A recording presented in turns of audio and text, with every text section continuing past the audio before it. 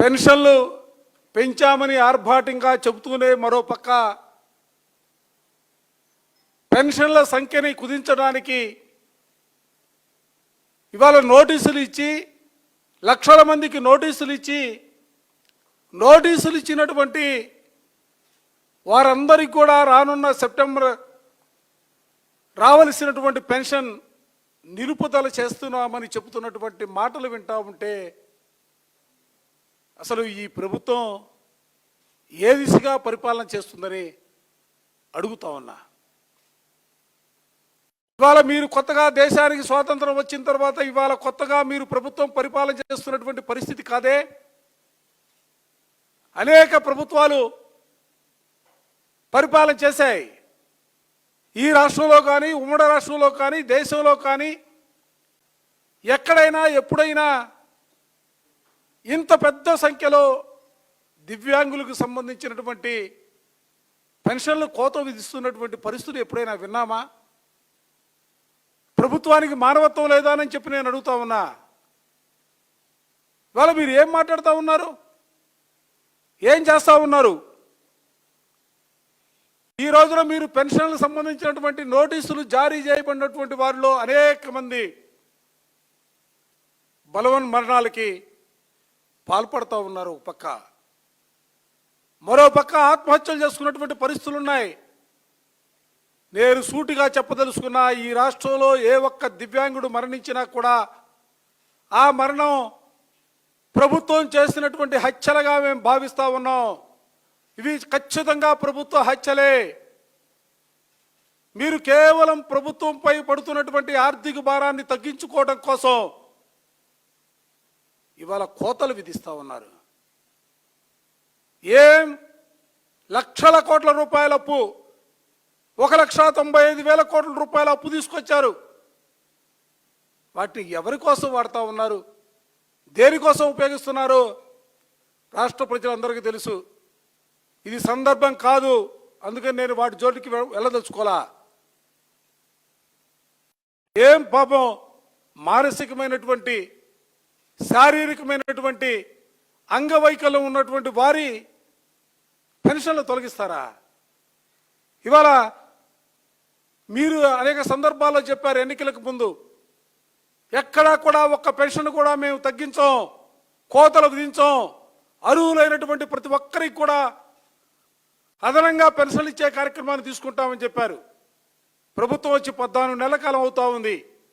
ఈ రాష్ట్రంలో ఉన్నటువంటి ఏ ఒక్కరికైనా కూడా దివ్యాంగులకు సంబంధించి ఒక్క అదనపు పెన్షన్ ఇచ్చినటువంటి సందర్భం ఉందా అని అడుగుతా ఉన్నా.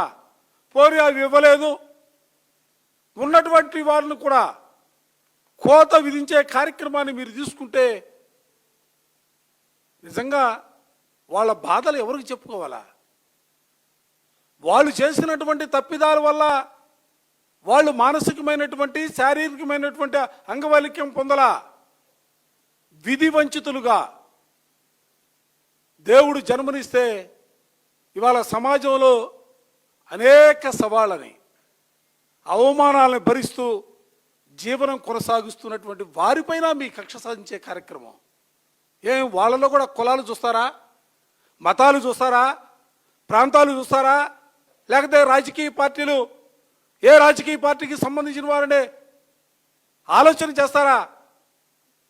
అసలు ప్రభుత్వ విధానం ఏంటని అడుగుతా ఉన్నా. ఈరోజు రాష్ట్ర వ్యాప్తంగా 26 జిల్లాల్లో కలెక్టర్ కార్యాలయాల ముందు చూస్తే వాళ్ళు పడుతున్నటువంటి వేదన, బాధ, వాళ్ళ ఘోష చూస్తూ ఉంటే, నడవలేనటువంటి పరిస్థితుల్లో కూడా పాక్కుంటూ వస్తున్నటువంటి వైనాలు చూస్తూ ఉంటే, మనుషులు ఎత్తుకొని తీసుకొస్తున్నటువంటి పరిస్థితులు చూస్తూ ఉంటే అసలు నోటీసులు ఇవ్వడానికి మీకు చేతులు ఎలా వచ్చాయా బాబు? అసలు ఎట్లా నోటీసులు ఇస్తారు? వాళ్ళే ప్రైవేట్ వాళ్ళు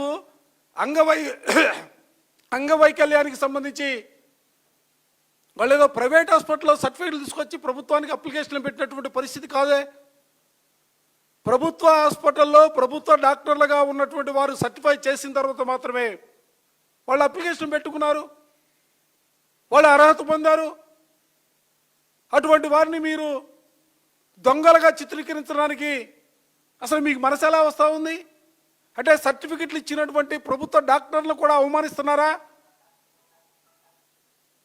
అసలు ఏ దిశగా మీరు పరిపాలన చేయాలని ఆలోచన చేస్తూ ఉన్నారు? మరోసారి గట్టిగా అడగదలుచుకున్నా. ఈరోజు రాష్ట్రంలో జిల్లా కలెక్టర్ల కార్యాలయాల ముందుకు వచ్చి వాళ్ళు పడుతున్నటువంటి వేదనని మీకు కొన్ని ఫోటోల ద్వారా కూడా, ఎందుకంటే ప్రభుత్వానికి మొట్టికాయలు వేసినా కూడా వాళ్ళకి ఆ బాధలు తెలిసే పరిస్థితి. దయచేసి రాష్ట్రంలో ఉన్నటువంటి ప్రజానికాన్ని కూడా గమనించమని చెప్పి నేను కోరుతా ఉన్నా. ప్రజాస్వామ్యవాదులందరినీ కూడా, ముఖ్యంగా మానవతావాదులందరినీ కూడా ఈరోజు రాష్ట్రంలో దివ్యాంగులకు జరుగుతున్నటువంటి అన్యాయం పైన స్పందించాల్సినటువంటి పరిస్థితులు ఉన్నాయి. వైఎస్ఆర్ కాంగ్రెస్ పార్టీగా నేను గట్టిగా చెప్పదలుచుకున్నా, అందరినీ కూడా అడగదలుచుకున్నా. అన్యాయం జరుగుతూ ఉంది, అభాగ్యులకి అన్యాయం జరుగుతూ ఉంది. నోరు విప్పు చెప్పుకోలేనటువంటి, మాటలు రానటువంటి వారు, వినలేనటువంటి వారు, నడవలేనటువంటి వారు, మానసికంగా అనేక రుగ్మతులకు లోనైనటువంటి వారందరూ కూడా ఇవాళ రోడ్లపైకి వచ్చి, పొద్దున్న నుంచి రోడ్లపైకి వచ్చి వాళ్ళు చేస్తున్నటువంటి, వాళ్ళు పడుతున్నటువంటి బాధలు కూడా దయచేసి ప్రజానికానికి కూడా గమనించమని నేను ఈ సందర్భంగా కోరుతా ఉన్నా. చూడండి, ఈ రోజున నడవలేనటువంటి పరిస్థితుల్లో మా పార్టీ జిల్లా అధ్యక్షురాలు ఉషమ్మ గారు చేతులతో మోసుకొని వస్తూ ఉంది. అంటే ఇంకేం కావాలి సాక్ష్యం? నడవలేనటువంటి వారికి కూడా పెన్షన్లు ఇవ్వరా? వారికి కూడా నోటీసులు ఇస్తారా? చూడండి, చేతి కర్రలతోనూ చూడండి, అది చూడండి. ఒక్కసారి కృష్ణా జిల్లాకు సంబంధించి కన్ను లేదు, గాజు కన్ను ఉంటే ఆ కన్ను కూడా తీపిచ్చి చూపిస్తూ ఉంది. కన్ను లేనటువంటి పరిస్థితి. కళ్ళున్నటువంటి ప్రభుత్వానికి ఇది పట్టదా? ప్రభుత్వానికి కనిపించట్లేదా? అనంతపురం జిల్లా పాపం ఇక ఎందుకంటే పెన్షన్ లేదనే అంశం తెలిసిన తర్వాత, రాదనే అంశం అవగాహన అయిన తర్వాత, అంటే సమాజంలో బతకడం కష్టమనే భావంతో పెట్రోల్ పోసుకొని చనిపోవడానికి సిద్ధపడినటువంటి పరిస్థితులు. కర్నూలు జిల్లా చూడండి, తోపుడు బళ్ళ మీద వస్తూ ఉన్నారు. వందల సంఖ్యలో అభాగ్యులు, దివ్యాంగులు అందరూ కూడా రోడ్లపైకి వచ్చి కలెక్టర్ గారికి వినతిపత్రం ఇచ్చే కార్యక్రమంలో ఉన్నారు. నెక్స్ట్ సత్యసాయి జిల్లా 89% సదరన్ సర్టిఫికేట్లో ఇచ్చారు వైకల్యం ఉందని. ఇప్పుడు డాక్టర్లపై ఒత్తిడి పెడతా ఉన్నారు, 40% వచ్చింది. అంటే సర్టిఫికేట్ ఇచ్చినటువంటి డాక్టర్ చేసిన తప్పిదమా లేకపోతే ఆమె తప్పిదమా? కృష్ణా జిల్లా మొవ్వ మండలం పెదపూడి సచివాలయం పరిధిలో పుట్టుకతోనే దివ్యాంగురాలైనటువంటి మేడం లక్ష్మి ఇటీవల పెన్షన్ తొలగించారు. మనోవేదంతో గుండెపోటుతో మరణించినటువంటి పరిస్థితులు. ఈ చావుకి ఎవరు బాధ్యత వహించాలా? ఎవరు వహించాలని చెప్పి అడుగుతా ఉన్న ప్రభుత్వాన్ని. ప్రభుత్వమే వహించాలా? ఈ హత్యకు ప్రభుత్వమే కారణం, ఇది ప్రభుత్వ హత్య అనేది నేను కాదు, మానవత్వం ఉన్నటువంటి ప్రతి ఒక్కరూ కూడా ఈరోజు మాట్లాడుతున్నటువంటి మాటగా దయచేసి ప్రభుత్వం భావించాల. మంచాన పడ్డాడు పాపం, నడవలేనటువంటి పరిస్థితులు. జోలకల్లు గ్రామం సుబ్బారెడ్డి అనే వ్యక్తికి దివ్యాంగుల పెన్షన్ తొలగించే ప్రభుత్వం. పాపం ఈయనైతే ఇంట్లోంచి బయటకు వచ్చి కనీసం కలెక్టర్ ఆఫీస్కి వచ్చి అప్లికేషన్ కూడా ఇవ్వలేనటువంటి పరిస్థితి. కర్నూలు జిల్లాలో వీల్ చైర్తోనే రోడ్డుపైకి వచ్చారు. అంటే ఈరోజు రోడ్డుపైకి వచ్చిన ప్రతి ఒక్కరు కూడా వాళ్ళకి ఇచ్చినటువంటి నోటీసులు పట్టుకొని మాకు అర్హత ఉంది అంటే ఆశ్చర్యం ఏంటంటే 2014 నుంచి 19 వరకు ఈ రాష్ట్రంలో తెలుగుదేశం ప్రభుత్వం అధికారంలో ఉంది. అంటే ఆ రోజు వాళ్ళు ప్రభుత్వంలో శాంక్షన్ చేసినటువంటి పెన్షన్స్ కూడా ఆపేశారు. అది ఇక్కడ గమనించాల్సినటువంటి అంశం. బాపట్ల జిల్లాలో టవర్ ఎక్కాడు పాపం, 2 కాళ్ళు లేనటువంటి రామయ్య. అన్యాయం జరిగిపోతూ ఉంది. చావేస్ శరణ్యమనే రీతిలో టవర్ ఎక్కాడు. Chittoor collector office same, Parvathipuram same, Bapatla జిల్లా చూడండి. ఆ చేతిలో పాపం పిల్లవాడని చెప్పాలో పెద్దవాడని చెప్పాలో చెప్పలేనటువంటి పరిస్థితులు. ఎందుకంటే ఆ పరిస్థితుల్లో చేతుల్లో మోసుకొని వస్తున్నారు, చేతుల్లో పట్టుకొని మోసుకొని వస్తూ ఉన్నారు. నెల్లూరు కాళ్ళు సక్రమంగా కనబడతానే ఉన్నాయి. కర్నూలు, అనంతపురం, బాపట్ల, తిరుపతి, అనంతపురం, అన్నమయ్య, నిన్న శ్రీకాకుళం జిల్లా అప్పారావు గారు లలిత ఇద్దరు పాపం దంపతులు ఆత్మహత్య చేసుకున్నటువంటి పరిస్థితులు. ఎంతటి అసలు సమాజంలో ఎంతటి కర్కశంగా ఉన్న వాళ్ళకి సైతం కూడా మనసు కదిలిచ్చి వేస్తూ ఉంటుంది వీళ్ళని చూసినప్పుడు.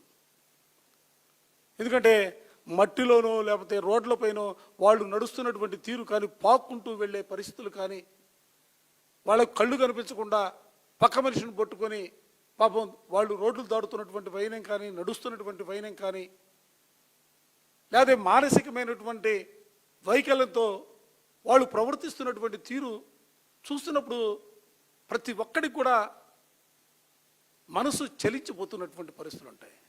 కానీ దుర్మార్గమైనటువంటి ఈ ప్రభుత్వానికి మాత్రం మనసు చలించదు. ప్రచారం కావాలా, ఆర్భాటంగా కోట్ల రూపాయలు ఖర్చు పెట్టుకుంటారు. ఏమబ్బాయి ఎంత అవుతాయి అబ్బాయి వీళ్ళకి చూసుకుంటే, అరే ముగ్గురికి 3 హెలికాప్టర్లు పెట్టుకున్నారా, ఆడికి వెళ్ళాలంటే ప్రత్యేకమైనటువంటి విమానాల్లో వెళ్తూ ఉన్నారే, కానీ వీళ్ళకి పెన్షన్లు ఇవ్వడానికి మీ చేతులు రావా? ఒక్కొక్క నియోజకవర్గానికి 5,000 నుంచి 6,000 మంది వరకు కూడా నోటీసులు ఇచ్చారు సెప్టెంబర్ నుంచి రావటం వాళ్ళకి.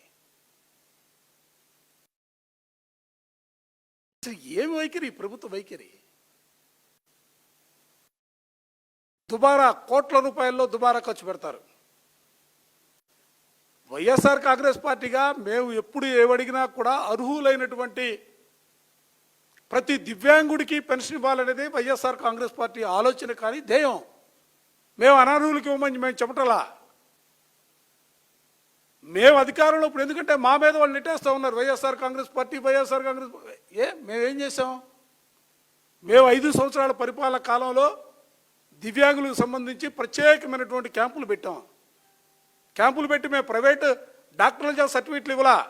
ఎవరైతే ప్రభుత్వ ఉద్యోగులుగా ప్రభుత్వ డాక్టర్లుగా ఉన్నారో ఆ డాక్టర్ల చేత సర్టిఫై చేయించిన తర్వాత మాత్రమే వాళ్ళు సర్టిఫికేట్ తీసుకొచ్చి అప్లై చేస్తే పెన్షన్లు ఇచ్చే కార్యక్రమం తీసుకున్నాం. ఇవాళ కేవలం భారాన్ని తగ్గించుకోవడం కోసం ఈ ప్రభుత్వం ప్రయత్నం చేస్తూ ఉంది. ఇది మంచిది కాదు. అందుకే వైఎస్ఆర్ కాంగ్రెస్ పార్టీ తప్పనిసరిగా దివ్యాంగుల పక్షాన ఏ ఒక్క దివ్యాంగుడికి పెన్షన్ కోత విధించినా కట్ చేసినా వైఎస్ఆర్ కాంగ్రెస్ పార్టీ వారందరి పక్షాన పోరాటం చేయడానికి సిద్ధంగా ఉంది. భేషజాలకు వెళ్ళొద్దు, ప్రభుత్వం భేషజాలకు వెళ్ళొద్దు. మరోసారి చెప్పదలుచుకున్నాం. ఒకటి, బాధ్యతాయుతంగా మీరు పనిచేయాలా. 2, మానవతా దృక్పథంతో ఆలోచన చేయాలా. ఇవాళ మీరు ప్రభుత్వ పరంగా మీ జేబులోంచి ఇస్తున్నటువంటి సొమ్ము కాదు ఇది, ప్రభుత్వ సొమ్ము. ఆ ప్రభుత్వ సొమ్ము కూడా అర్హులైనటువంటి వారికే ఇవ్వాలనేది వైఎస్ఆర్ కాంగ్రెస్ పార్టీ ఆలోచన, ధ్యేయం. దీన్ని గుర్తెరిగి తప్పనిసరిగా అర్హత కలిగినటువంటి ప్రతి ఒక్కరికి కూడా వాళ్ళకి పెన్షన్లు ఇచ్చే కార్యక్రమాన్ని తప్పనిసరిగా తీసుకోవాలా అని చెబుతూ, కేంద్ర ప్రభుత్వం 2016లో దివ్యాంగులకు సంబంధించినటువంటి చట్టం తీసుకొచ్చినటువంటి పరిస్థితుల్లో రాష్ట్ర ప్రభుత్వంగా ఆ ప్రభుత్వం పక్కన పడేసినప్పటికీ వైఎస్ఆర్ కాంగ్రెస్ పార్టీ 2023లో ఏప్రిల్లో గెజిట్ కూడా విడుదల చేసింది.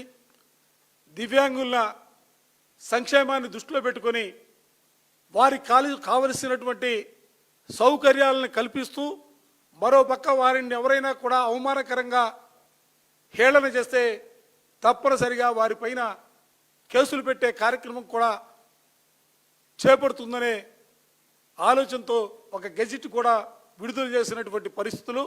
ఎందుకు చెప్తున్నా అంటే ఇది కూడా ఎందుకు చెప్తున్నా అంటే దివ్యాంగుల పట్ల వైఎస్ఆర్ కాంగ్రెస్ పార్టీ, ఎందుకంటే విధి వంచితులుగా ఉన్నటువంటి వారు, సమాజంలో అనేక సవాళ్లను ఎదుర్కొనేవాళ్ళు, అనేక అవమానాలు ఎదుర్కొనేవారు, వారి పట్ల ప్రభుత్వం అండగా ఉండాలా అనే ఆలోచనతోనే గెజిట్ కూడా విడుదల చేసినటువంటి సందర్భంగా గుర్తు చేస్తూ ప్రభుత్వం తప్పనిసరిగా తమ తీరు మార్చుకోవాలని మేము ఈ సందర్భంగా వైఎస్ఆర్ కాంగ్రెస్ పార్టీ పక్షాన ప్రభుత్వాన్ని డిమాండ్ చేస్తా ఉన్నాం.